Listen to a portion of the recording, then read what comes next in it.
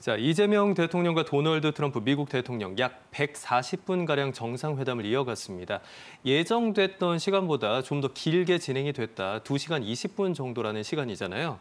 우려했던 돌발 상황 없었고 구체적인 수치보다는 좀 전반적인 합의에 초점을 맞춘 게 아닌가 이런 평가가 나오고 있는데요. 어떻게 보셨나요? 그러니까 이제 많이 논의가 됐던 그 통상협의가 더 보다 세부적으로 구체화되고 하는 문제는 이제 실무산에서 아마 그렇게 좀 얘기가 되고 있는 것 같고요. 네.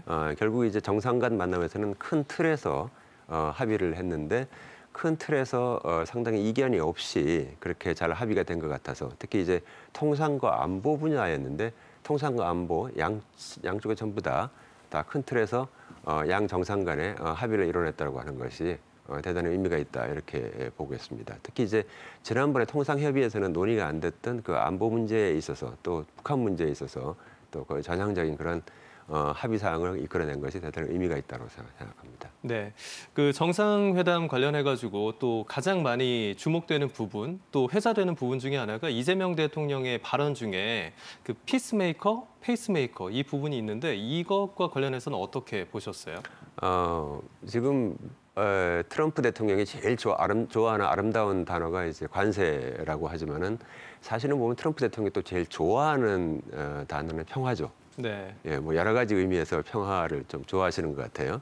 그래서 결국은 이제 언론에서 이렇게 나오지만 이렇게 피스라고 하는 단어를 우리 대통령께서 이렇게 쓰신 것은 대단히 적절했다고 봅니다. 예, 그래서 여러 가지 면에서 중의적인 뜻도 있고요. 또 네. 다른 의미도 있으니까 뭐 그래서 피스메이커, 페이스메이커는 진짜 정말 그거는 뭐 지자권 특허라도 내야 되는 거 아닌가 그런 생각이 듭니다. 그 정도로? 네네. 네, 좋습니다. 자, 구체적인 경제 성과에 대해서도 좀 가늠해 볼 수 있는 행보가 있었는데요.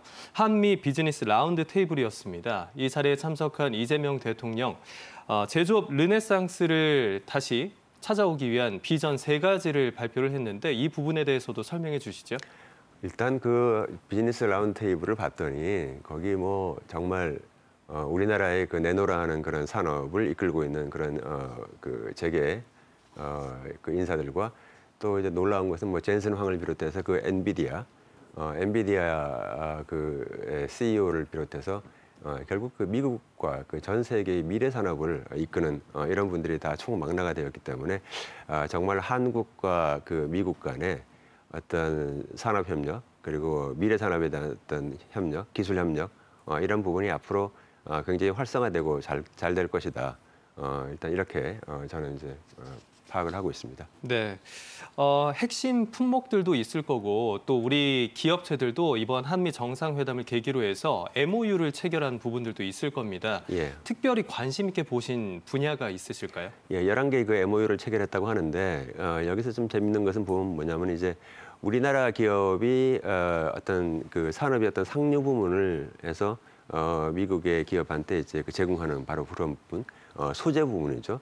예, 소재 부분에 대해서 서로 기여하는 부분도 있고, 그다음에 이제 우리나라 기업이 예를 들어 대한항공 같이 네. 보잉기를 산다라든가, 뭐 주문을 한다라든가, 뭐 그런 부분도 있고요. 그리고 전반적으로 봤을 때 이제 그 한국 한경협에서 또 1,500억 불에 달하는 그런 투자 그것을 또 발표를 했습니다. 그래서 이러한 부분이 전부 다 이제 큰 틀에서 봤을 때 지금 지난 7월 30날 합의했던 바로 그 양국 간의 통상 협의하고 같은 그 선상에서 쭉 진행이 될 수 있는 바로 그런 부분이다라는 생각이 들고요. 우리나라 산업부에서도 이제 이러한 그 큰 틀에서 그 방향을 가지고 계속 지원을 해야 되는 것이 아닌가 이렇게 생각해 봅니다. 네, 최근에 가장 또 관심을 가졌던 분야 중에 하나가 우리의 조선업을 바탕으로 해가지고 미국에 어떤 도움을 줄 수 있을까에 대한 부분이었는데 그 마스가 프로젝트라는 이야기가 방송에서 많이 노출이 됐습니다. 그래서 이번에 트럼프 대통령에게 이재명 대통령이 준비해간 선물 중에 하나가 또 금빛 거북선 모형도 있었고요. 또 마가라고 쓰여져 있는 카우보이 모자도 있었고요. 근데 그 안에서 보다 보면 이제 조선업에 좀 힘을 줘서 협상을 하려는 게 아닌가라는 그런 부분도 엿보이는데요. 이 조선업과 관련한 전략산업 분야 협력 강화에 대해서는 어떻게 판단하시나요? 조선업과 관련해서는 미국이 굉장히 지금 현재 상황이 어려운 상황이에요. 지금 전반적으로 해군력 자체가 이제 올해가 2025년인데 지금 이 상태로 그대로 가면 25년에서 30년 사이에 그 완전히 중국으로 이제 그 해군력이 역전되는 그런 상황이 됩니다. 양적으로는 이미 역전이 됐고요. 모든 종합 경쟁력에서 뒤처지게 됩니다. 그래서 미국은 시간이 별로 없는 그런 상황이었고요.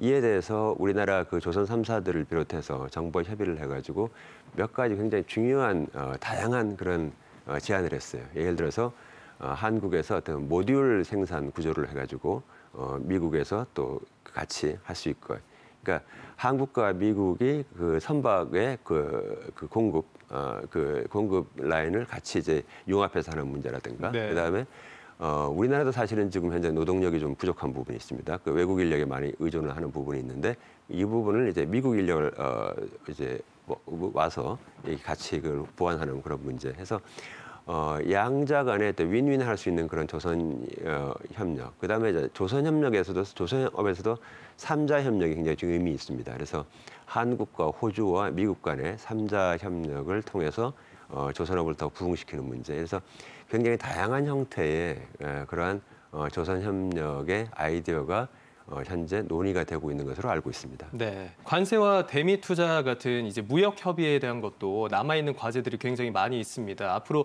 좀 디테일하게 추후 계속해서 논의를 이어가야 될 텐데요. 우리가 흔히 말하는 것 중에 뭐 악마는 디테일에 있다 이런 표현들도 있지 않습니까? 앞으로 좀 더 쉽지만은 않은 추후 관세와 대미 투자에 대한 그런 협의 이어가는 부분에 있어서 염두에 둬야 될 부분이 있다면 어떤 것들이 있을까요? 사실은 이 부분은요, 관세와 관련된 부분은 우리가 그 디테일에 대해서 우리가 이렇게 좀 조정할 게 많아요. 그러니까 무슨 얘기냐면은 지금 한미 FTA가 다 형해화됐다라고 얘기를 하지만은 한미 FTA에서 우리가 논의했던 그런 관세 분야가 예외 사항이 있습니다. 이제 그것을 충분히 반영을 해주는 것이 필요합니다. 그래서 한미 FTA 틀을 갖다가 그대로 유지하는 게 필요하고요. 네. 그다음에 현재 지금 보면은 25%로 15%로 내렸고, 그다음에 자동차 같은 경우도 15%라고 말은 되어 있는데 지금 현재는 아직까지 그것이 반영이 안 되고 있어요, 현실에서. 그러니까 지금 새로 우리가 7월 30날 합의됐던 관세율이 언제 그것이 실제로 적용되는가 하는 문제. 그러니까 25를 15로 지금 줄여야 되는 거죠. 그래서 이런 것도 전부 다 명문화해가지고 보다 구체화시킬 필요가 있는 것이고요. 그다음에 이제 비관세 장벽, 소위 말해서 미국이 얘기하는 비관세 장벽, 또 우리 입장에서는 정당한 규제라고 생각되는 부분에 대해서 아마 세부적인 추가적인 논의가 있을 것으로 예상이 됩니다. 이러한 부분에 대해서도 우리가 충분히 우리의 국익에 맞게 그렇게 앞으로 협의하는 것이 필요하니까 통상과 관련해서는, 특히 관세 문제와 관련해서는, 관세 비관세 포함입니다. 관련해서는 결국 이제 끝난 게 아니다. 네. 앞으로도 몇 달 동안 계속 추가적인 협의를 통해서 우리가 그 디테일에서 상당 부분 우리의 국익을 관철할 수 있도록 이렇게 노력을 해야 된다라고 말씀드릴 수 있겠습니다. 네,